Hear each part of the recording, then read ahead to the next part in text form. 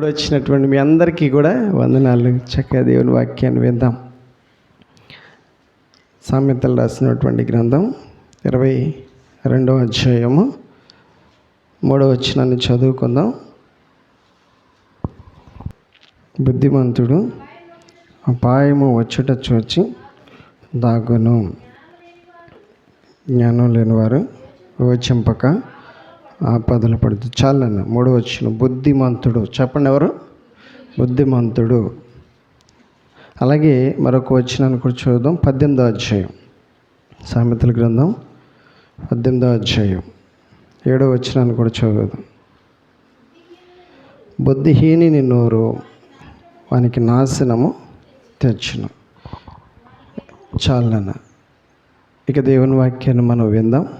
దేవుడు మనతో మాట్లాడబోతున్నటువంటి మరి వర్తమానాన్ని మనం చాలా జాగ్రత్తగా విందాం. ఈ రాత్రికాల సమయంలో 2 మాటలు చదువుకున్నాం. ఈ 2 మాటలని మనం ధ్యానించుకుందాం. కొన్ని 2 రకాలైనా అనుకోవచ్చు. ఎన్ని రకాలు? 2 రకాలు. బుద్ధిమంతులు, బుద్ధిహీనులు. చెప్పండి. మొదటిది ఏంటి? బుద్ధిమంతులు. రెండోది ఏంటి? బుద్ధిహీనులు. చాలా చక్కగా అర్థవంతంగా ఈ మాటలు మనం చదువుకున్నాం. ఈ మాటలు రాసింది ఎవరు? సొలొమోను గారు. ఎవరు రాశారు? సొలొమోను గారు. చక్కగా మరి ప్రతి వ్యక్తి కూడా వినాల్సినటువంటి వర్తమానమే. ప్రతి వ్యక్తికి కూడా కావాల్సినటువంటి అనుభవాలు ఇందులో మరి మనం నేర్చుకోవాల్సినటువంటి సత్యాలు ఇందులో ఉన్నాయి. అంత జ్ఞానాన్ని కలిగినటువంటి వ్యక్తి అనుభవించి తన అనుభవాల నుంచి రాసిన మాటలు. బుద్ధిమంతులు, బుద్ధిహీనులని ఎందుకు మరి తేడా 2 రకాలుగా విభజించి 2 రకాలుగా ఆ భాగాలని మాట్లాడవలసినటువంటి పరిస్థితులు ఎందుకు వచ్చినాయంటే, ఈరోజు జాగ్రత్తగా మనం వినాలి. జాగ్రత్తగా ఆ సంగతులు ఏంటో కూడా మనము నేర్చుకుందాం. చక్కగా మరి మన జీవితంలో కూడా మనము ఏ విధంగా నడవాలో ఈ వాక్యాన్ని విన్న తర్వాత మనం అందరం కూడా చక్కగా ఆలోచనలు తప్పకుండా చేద్దాం. అందరం కూడా ఆలోచన చేయవలసినటువంటి సమయం ఇది. ఈ సమయంలో మరి దేవుని వాక్యము మనతో మాట్లాడబోతూ ఉండగా జాగ్రత్తగా మనం వినగలిగినట్లయితే ఇవన్నీ కూడా మనకి అవసరమైనటువంటివే.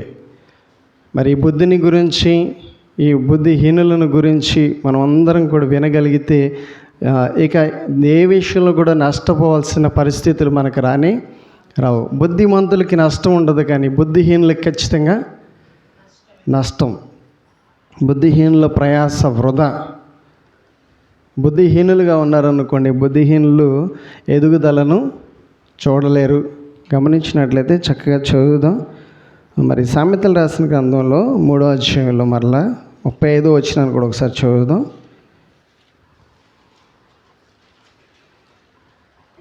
స్వతంత్రించుకుందరు బుద్ధిహీనులు అవమాన భరితులు అగుదురు. ఎవరికి అవమానం? బుద్ధిహీనులకి. బుద్ధిహీనుల జీవితాన్ని గురించి మనం నేర్చుకుందాం. బుద్ధిహీనుల జీవితాలు చివరికి ఎలా ఉంటాయి? బుద్ధిహీనుల జీవితాల్లో ఏమనుభవిస్తారో, బుద్ధిహీనులుగా ఉంటే లాభమా నష్టమా?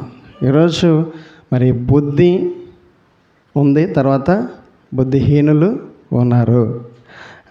గమనించినట్లయితే మరి జరగబోయే ఇవన్నీ కూడా అందరి జీవితాల్లో ఖచ్చితంగా పరిశీలిస్తే, పరీక్షిస్తే మనం అనుభవిస్తున్నటువంటి అనుభవాలే మనకి మనం ఏ స్థితిలో ఉన్నామో మనకి అర్థమవుతుందండి. బుద్ధిహీనులు ఎలా ఉంటారు, బుద్ధిమంతులు ఎలా ఉంటారని దేవుని వాక్యం సెలవిస్తూ ఉంది. మరి ఇంకా చదివినట్లయితే మరి ఇలా రాయబడి ఉంది. ప్రసంగి రాసిన గ్రంథం 4వ అధ్యాయం 5వ వచనాన్ని కూడా చదువుదాం. ప్రసంగి రాసిన గ్రంథం. బుద్ధిహీనుడు చేతులు ముడుచుకొని. బుద్ధిహీనులు కష్టపడటము ఇష్టపడతారా? బుద్ధిహీనులకి ఏమి ఇష్టం ఉండదు? కష్టపడటం అంటే ఇష్టము ఉండదు. కష్టపడి పని చేయటం అంటే వాళ్ళకి ఇష్టము ఉండదు. మరి బుద్ధిహీనులు ఎవరు? బుద్ధిహీనులు యొక్క వారి వారిని ఎలా మనం కనుక్కుంటాం అంటే గమనించినట్లయితే మరి బుద్ధిహీనులకి ఏం చేయటం ఇష్టం ఉండదు అసలు.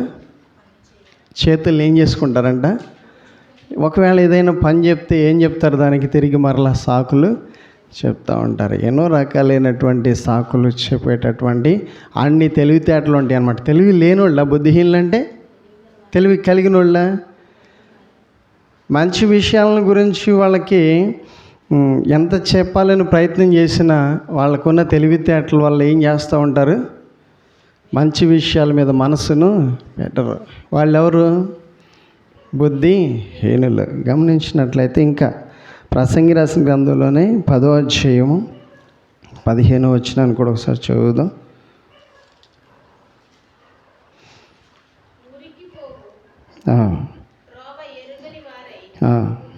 బుద్ధిహీనులు తమ ప్రయాస చేత ఏం చేస్తారంట, ఏం మిగులుద్దంట బుద్ధిహీనులకి?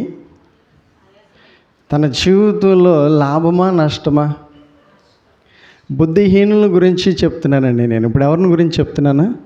బుద్ధిహీనులకి నష్టం.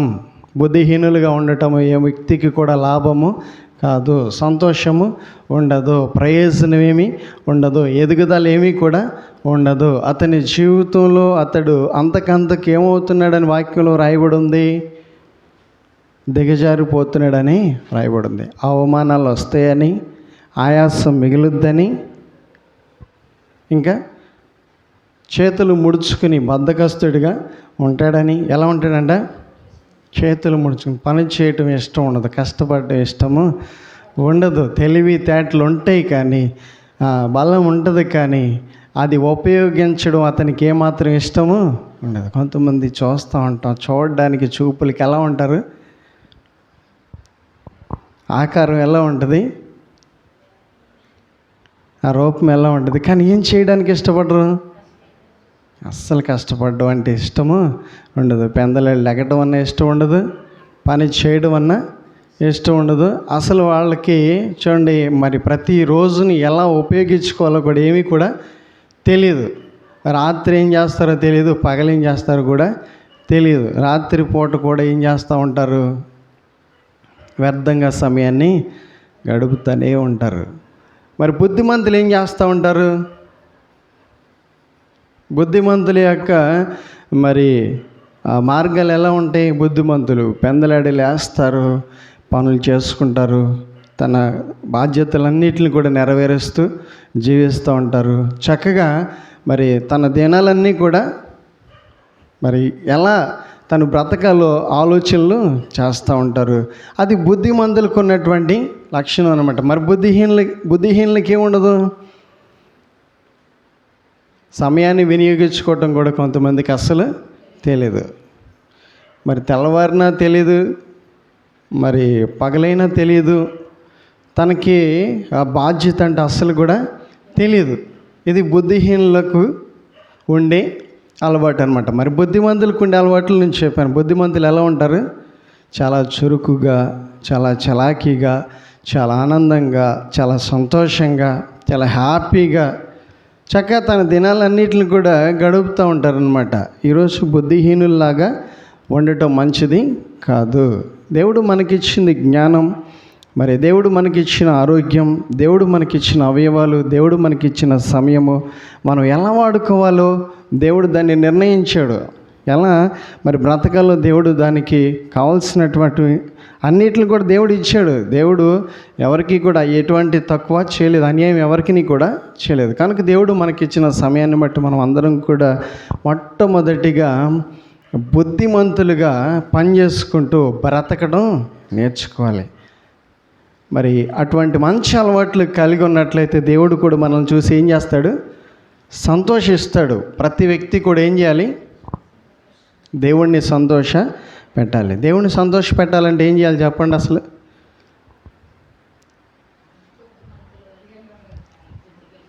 ఏముండాలి? బుద్ధిమంతులుగా ఉండాలి. మరి ఇవన్నీ కూడా మనకు తెలియదా? బుద్ధి కలిగి ఉండాలనే సంగతులు తెలియదా? దేవునికి ఇష్టమైనటువంటి వ్యక్తి ఎవరు? దేవునికి ఇష్టలుగా మనం ఉండాలంటే మరి దేవుడు మనల్ని ఇష్టపడాలంటే ఏం చేస్తే మనల్ని ఇష్టపడతాడు ఆయన? పాట పాడి ప్రార్థన చేసి ఆరాధన చేసి మందిరానికి వస్తే ఇష్టపడతాడా? ఇష్టపడతాడు. సరే, అంతటితో ఇక ఆయన చూసి సంతోషిస్తాడా? ఇంకా తర్వాత మిగిలినటువంటి సమయాల్లో కూడా మనం ఏం చేయాలి ఆయన్ని? మిగిలినటువంటి సమయాల్లో మనం చేసేటటువంటి పనులు ఏవైతే ఉన్నాయో, మిగిలినటువంటి సమయాల్లో మనం ఏదైతే మరి చేయాలో, మన బాధ్యతలు ఏవైతే ఉన్నాయో, మిగిలినటువంటి సమయాల్లో చేయవలసినటువంటి పనులన్నిటిని కూడా మనం ఎలా చేయాలి? బాధ్యతగా చేయాలి. దేవుని మందిరంలోనే సంతోషపెట్టడం కాదు, మనం చేసే పనుల్లో కూడా ఏం చేయాలి? సంతోష పెట్టాలి. దేవుడు అట్టి మంచి బుద్ధిని మనందరికీ దయచేయును గాక. స్తోత్రాలు చేయలేదు ఒకసారి. హల్లెలూయా. రాత్రికాల సమయంలో గమనించినట్లయితే మరి సొలొమోను గారు ఈ మాటలన్నిటి మీద మన అందరికీ నేర్పించాల్సినటువంటి పాఠాలని నేర్పించడానికి ఈ మాటలు రాయించాడండి. ఆయన ఎంత చురుకుగా ఉండేవాడో, ఎంత చక్కగా జ్ఞానం కలిగి బుద్ధి కలిగి తన పనులు యందు ఎంత శ్రద్ధ కలిగి జీవించాడో, మరి అతని ఎదుగుదలకు మూల కారణం ఏంటంటే అతనిలో మంచి బుద్ధి ఉంది. ఈరోజు మంచి బుద్ధి కలిగిన వాళ్ళు ఏమవుతారు? బాగుపడతారండి. బుద్ధిహీనులు బాగుపడతారా? బుద్ధిమంతులు బాగుపడతారా? బుద్ధిమంతులు ఎప్పుడూ కూడా చెడిపోరండి. దేవుడు వాళ్ళని ఏం చేస్తాడు? అంతకంతకు ఆశీర్వదిస్తాడు, అభివృద్ధి చేస్తాడు. ఈరోజు మన బుద్ధి ఏమవ్వాలి? అప్పుడప్పుడు మన పెద్దోళ్ళు ఏమంటారు? ఎంచుతూ ఉంటారు కదండి, మనల్ని ఏం చేస్తూ ఉంటారు? అప్పుడప్పుడు ఏమని ఎంచుతారు? బుద్ధి లేనివాడా? బుద్ధి లేని వాళ్ళు ఎలా అంటారు? నీకు బుద్ధి లేదురా, అసలు నీకు బుద్ధి లేదంటూ ఉంటారు. మరి బుద్ధిమంతులు ఏమంటారు? వాళ్ళ పనితనాన్ని బట్టే చెప్పేస్తూ ఉంటారు, వాళ్ళ ప్రవర్తన బట్టే చెప్పేస్తూ ఉంటారు ఎంత మంచిదో. పిల్ల చిన్నదే కానీ, పిల్లోడు చిన్నోడే కానీ, ఎంత వినయం, ఎంత తగ్గింపు, ఎంత ప్రేమ, ఎంత బాధ్యత, మంచితనం, ఆ మంచి మాటలు, ఆ పలకరింపు. ఏమంటారు అప్పుడు? ఎంత మంచి బుద్ధో. తల్లిదండ్రులు అదృష్టవంతులు, నీ భర్త అదృష్టవంతుడు, నీ భార్య. ఎవరిని బట్టి అంటూ ఉంటారు? భర్తను బట్టి భార్యని, భార్యని బట్టి భర్తని, పిల్లల్ని బట్టి తల్లిదండ్రులను బట్టి పిల్లలు. చూడండి, ఇంకొక మాట కూడా మనం తీసుకోగలిగినట్లయితే, ఆడి కడుపును పుట్టాడు వీడు. ఎవడి కడుపున? అంత మంచోడికి ఈడెట్టదు, అంత మంచిదానికి అంత.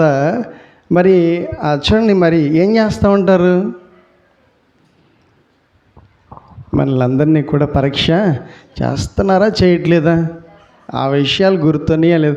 ఈరోజు మరి అలా పరీక్షించబడుతున్నామనే సంగతిని గుర్తుపెట్టుకొని దేవుణ్ణి నమ్ముకున్న ప్రజలుగా ఏం కలిగి ఉండాలి? మనకి బుద్ధి కలిగి ఉండాలి. బుద్ధి ప్రతి వ్యక్తికి ఉండాలి. బుద్ధి కలిగి ఉంటే లాభమా, అసలు నష్టమా? లాభమా నష్టమా? ఒక వ్యక్తిని మీకు చూపిస్తారండి. రూతు. ఎవరు? రూతు ధనవంతురాలా, పేదరాలా? పేదరాలు. గడిచేది కాదా? గడిచేది కాదు. ఏమీ ఆధారము లేదు. ఏ ఆధారం లేనటువంటి అప్పటికైతే మాత్రమే పెట్టాలనేటువంటి బుద్ధి ఆమెకి ఉంది. ఏముంది ఆమెకి? పెట్టే బుద్ధి, జాలి, దయ, ప్రేమ, కనికరం. ఆ బుద్ధిని చూసి దేవుడు ఏం చేశాడు? అవని ధనవంతురాల్ని చేశాడండి. స్తోత్రాలు చెల్లిద్దాం ఒకసారి. దేవుని వాక్యం కూడా ఎలా సెలవిచ్చబడుతూ ఉంది. కొలస్సీలకు రాసిన పత్రిక 2వ అధ్యాయం 3వ వచనాన్ని కూడా చదువుకుందాం. కొలస్సీలు సర్వసంపదలు ఆయన యందే గుప్తములై ఉన్నవి. ఏం కలిగి ఉండాలంట? బుద్ధి, జ్ఞానం. చూడండి, కలిగి ఉండాలి. దేవుని సన్నిధిలో నడుస్తూ దేవుని వెంబడిస్తూ దేవుణ్ణి ప్రేమిస్తూ మన జీవితాలు ఇంకా మారినాయా, మారలేదా? మన బుద్ధి విషయంలో మనము ఆలోచన చేస్తున్నామా, చేయట్లేదా? అన్ని విషయాల్లో కూడా పరిశీలన ఉంది, కానీ బుద్ధి మాత్రం ఏమవ్వట్లేదు. అప్పుడప్పుడు అంటూ ఉంటారు కదండి, బుద్ధిని గురించి మీరు ఎన్ని మాటలు వింటారు, ఏమేమి మాట్లాడుతూ ఉంటారు. మన పెద్దల నోట్ల నుంచి వచ్చే మాటలు, నీ బుద్ధి మంచిది కాదు. ఏ బుద్ధి అంటారు? ఇంకా రకరకాలైనటువంటి దానికి తొడుగుతూ ఉంటారు, దాన్ని ఇంకా వేరుగా మాట్లాడుతూ ఉంటారు. గమనించినట్లయితే ఈరోజు బుద్ధి విషయంలో మనకి చెడ్డ పేరు రాకూడదు. ఏ విషయంలో పేరు రాకూడదు? బుద్ధి విషయంలో. మన బుద్ధి ఎలా ఉండాలి? మంచిగా ఉండాలి. ఈ మాటలన్నీ కూడా చాలా జాగ్రత్తగా మనం నేర్చుకోవాలి. సామెతలు రాసిన గ్రంథం 4వ అధ్యాయంలో కూడా మరొకసారి చదువుదాం. 7వ వచనాన్ని కూడా చదువుకుందాం. 4వ అధ్యాయం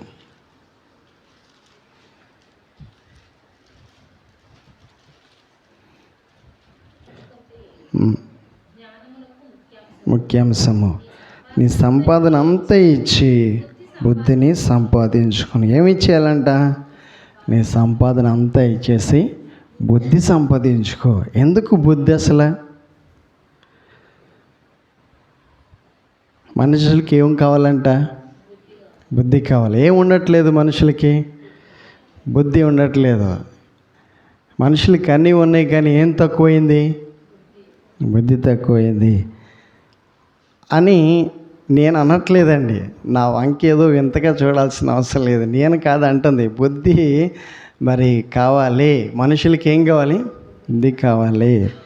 ఆ బుద్ధిని గనక ఉంటే, బుద్ధి కలిగిన వ్యక్తులందరూ కూడా ఎలా ఉంటారో, బుద్ధి కలిగిన వ్యక్తి జీవితంలో మరి దేవుడు ఏమేమి అనుగ్రహిస్తాడో అది లాభము, అది మరి ఎంత ఆశీర్వాదం, అది నీ కుటుంబానికి ఎంత ఆశీర్వాదం తీసుకొస్తుందో ఈరోజు మనం గమనించినట్లయితే, ఈరోజు మరి మనకున్న భక్తితో పాటు, మనకున్నటువంటి శ్రద్ధతో పాటు, మనకున్న మంచి అలవాట్లతో పాటు ఈ బుద్ధిని కూడా కలిగి ఉన్నట్లయితే, ఈ బుద్ధిని కూడా మనము కలిగి జీవిస్తూ ఉన్నట్లయితే, ఆ రూతమ్మ జీవితంలో భక్తి ఉంది, భయం ఉంది, మంచి ప్రవర్తన ఉంది, ఇంకంతకంటే మంచి బుద్ధి ఉంది. ఈరోజు అన్నీ ఉన్నాయి, కానీ అన్నిటితో పాటు ఇంకొకటి కూడా ఉంటే బాగుంటుంది అని దేవుడు మనతో మరొకసారి మాట్లాడుతూ,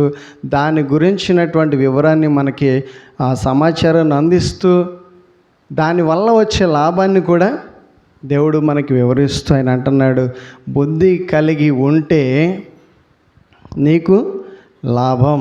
స్తోత్రాలు చెల్లుదాం. ఒకసారి చదువుదాం. ఒకసారి సామెతలకు రాసిన గ్రంథం 2వ అధ్యాయం 11వ వచనం. బుద్ధి నిన్ను కాపాడుతుందంట. చాలండి. ఏది కాపాడేది మనల్ని? బుద్ధి. ఈరోజు మనకు కాపుదల కావాలా వద్దా? నువ్వు బయటికి వెళ్ళేటప్పుడు ఏం కావాలి? కాపుదల. చెప్పండి, ఏం కావాలి? దేవుడు నిన్ను కాపాడాలి. నువ్వు లోపలికి వచ్చేటప్పటికి ఏం కావాలి? కాపుదల. నీ జీవితంలో ఎవరు కావాలి? నిన్ను కాపాడేవాడు కావాలి. దేవుడు నీతో కూడా రావాలంటే ఏముండాలి? నీకు బుద్ధి ఉండాలి. నీకు బుద్ధి లేకపోతే దేవుడు నీతో రాడు. నీ బుద్ధి వంకర బుద్ధి అనుకో, నీ బుద్ధి మంచిది కాదనుకో, దేవుడు నీతో రావటం కష్టం. ఇష్టపడ్డైనా మంచి బుద్ధి కలిగి ఉంటే దేవుడు నీతో ఉంటాడు, నీతో నడుస్తాడు, నిన్ను విడిచిపెట్టడు. ఈరోజు లోపల ఒకటి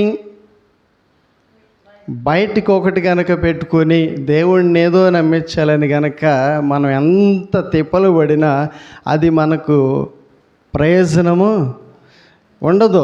ఈరోజు దేవుడు సూటిగా తేటగా మనందరికీ కూడా కావాల్సినటువంటి ఆ సందేశాన్ని అందిస్తూ, ఈరోజు మనతో దేవుడు ఉండటానికి, మనతో దేవుడు ఉండాలని దేవుడు మనతో మాట్లాడుతూ ఒక కండిషన్ పెట్టి, అన్నీ ఉన్నాయి కానీ అందులో ఇది కూడా కలిపితే, చెప్పండి, మనకి లేవా? అన్నీ ఉన్నాయి. అన్నిటితో కూడా ఏమంటున్నాడు దేవుడు? ఇది కూడా కలపండి. ఏంటి అది? బుద్ధి. ఏం బుద్ధి? మాట్లాడడం. ఎవరితో మాట్లాడడం? మనుషులతో మాట్లాడడం. ఎలా మాట్లాడాలి? పెద్దలతో ఎలా మాట్లాడాలి? పిల్లలతో ఎలా మాట్లాడాలి? కుటుంబీకులతో ఎలా మాట్లాడాలి? సేవకులతో ఎలా మాట్లాడాలి? ఈ విధానాలన్నిటినీ కూడా మనకు నేర్పించేది ఏది? బుద్ధున్నోడు ఏం చేస్తాడు? అవసరం విని మాట్లాడతాడు. బుద్ధిహీనుడు ఏం చేస్తాడు? చదవండి ఒకసారి 19వ అధ్యాయం సామెతలు రాసిన గ్రంథం.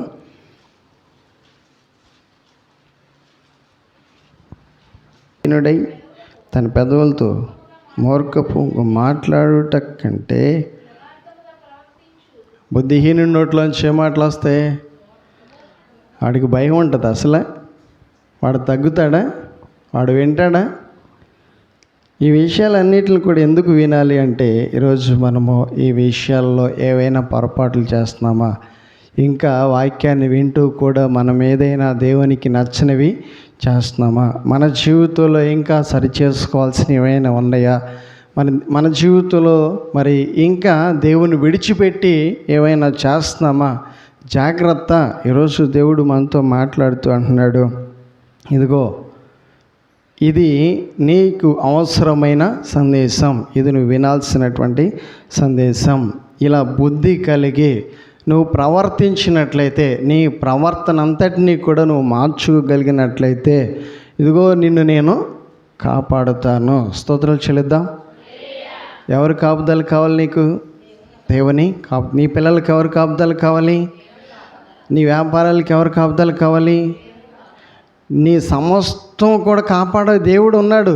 ఆయన కాపాడాలి అంటే నీవు ఆయనకి ఏమి ఇవ్వాలి? అధికారాన్ని ఇవ్వాలి. నువ్వు ఎప్పుడైతే ఆయనకు అధికారాన్ని ఇవ్వడానికి ఇష్టపడతావో, ఆయనకు అధికారాన్ని ఇవ్వాలని ఆలోచన చేస్తావో, ఆయన అంటున్నాడు, నేను నిన్ను కాపాడుతాను. ఈరోజు మన ప్రయత్నాలు చేసుకుంటూ బుద్ధిహీనులుగా మాట్లాడుతూ బుద్ధిహీనంగా జీవిస్తూ చూడండి, మరి మన జీవితంలో దేవునికి నచ్చనివి ఇంకా చేస్తూ, దేవునికి కోపాన్ని కలిగించేవే ఇంకా చేస్తూ మన జీవితంలో మార్పు లేకుండా ఉన్నట్లయితే, ఎంతకాలం అలా మార్పు లేకుండా ఉంటామో ఆ పరిస్థితులు కూడా అలాగే మన జీవితంలో నిలిచి ఉంటాయి. ఈరోజు మార్పును చూడాలంటే దేవుడు ఒక మంచి అవకాశాన్ని మనకిస్తూ, ఇదిగో వేటిని చేయాలో వేటిని చేయకూడదు, ఏవి మంచివో ఏవి చెడ్డవో దేవుడు మనకి వివరిస్తూ, ఆ వివరాలన్నిటిని గురించి మనకి నేర్పిస్తూ, ఓపికగా ఓర్పుతో దేవుడు మాట్లాడుతూ, ఇదిగో దేవుడు మనకు ఒక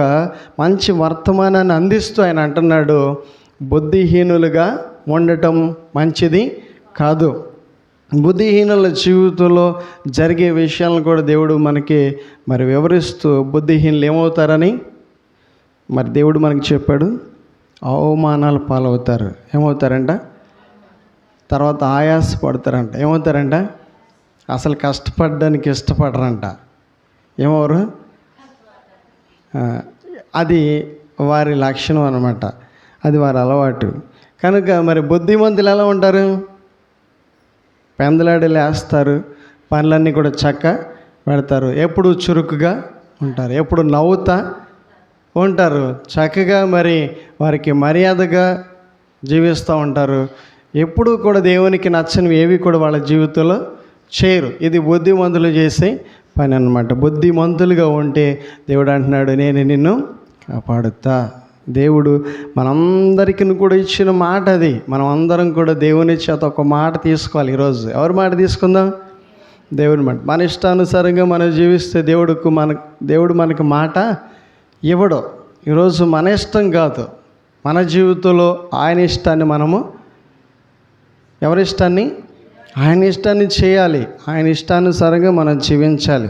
ఇక జీవించే కాలంలో మరి అనవసరమైన కార్యాల వైపు మనము వెళ్ళకూడదు. అనవసరమైన వాటి జోలికి మనము వెళ్ళకూడదు. అనవసరంగా సమయాన్ని మనము గడపకూడదు. దేవుడు మనకి ఏది చెప్తున్నాడో అదే మనము చేయాలి. అదే చేయడానికి మనము సిద్ధంగా ఉండాలి. అలా చేయగలిగినట్లయితే, ఇదిగో సొలొమోను లాంటి ఆ గొప్ప వ్యక్తి చెప్తున్న మాటలు మనం వింటున్నాం. ఆయన అంత గొప్పవాడైనప్పటికీ కూడా బుద్ధిని గురించి, బుద్ధిహీనుని గురించి, ఎవరిని గురించి? బుద్ధిమంతుని గురించి, బుద్ధిహీనుని గురించి, వారి మధ్య జరుగు కార్యాలు అన్ని వివరాలు కూడా మనకు వివరిస్తూ కొద్దిగా మనకి మరి పాఠాన్ని వినిపిస్తూ ఈరోజు మనం కూడా చక్కగా మన జీవితంలో ఫలిస్తూ పచ్చగా ఉండాలని, క్షేమంగా ఉండాలని, దినదిన అభివృద్ధి చెందాలని, దేవుని చేత ఆశీర్వదింపబడాలని ఈ మంచి వర్తమానాన్ని మనకు అందిస్తూ ఒక మంచి నిర్ణయాన్ని మనము తీసుకోవాల్సినటువంటి సమయానికి వచ్చాం. ఈరోజు ఒక మంచి నిర్ణయాన్ని తీసుకుని నేను కూడా ఇంకా ఏదైనా దేవునికి నచ్చనివి చేస్తూ ఉన్నట్లయితే, ఈరోజు దేవుడు నాతో మాట్లాడుతూ, దేవుడు నన్ను ఉద్దేశించి మాట్లాడుతూ ఈరోజు నాకు ఈ వర్తమానాన్ని అందించాడని అనిపించినట్లయితే, ఈరోజు ఇంకా విడిచిపెట్టాల్సి ఉన్నట్లయితే విడిచిపెట్టేసి దేవుని సన్నిధిలో ప్రార్థన చేసుకుందాం. దేవుని ఆశీర్వాదాలు మనం అందరం కూడా పొందుకుందాం. దేవుడు మనందరిని దీవించి ఆశీర్వదించును గాక. ప్రార్థన చేసుకుందాం.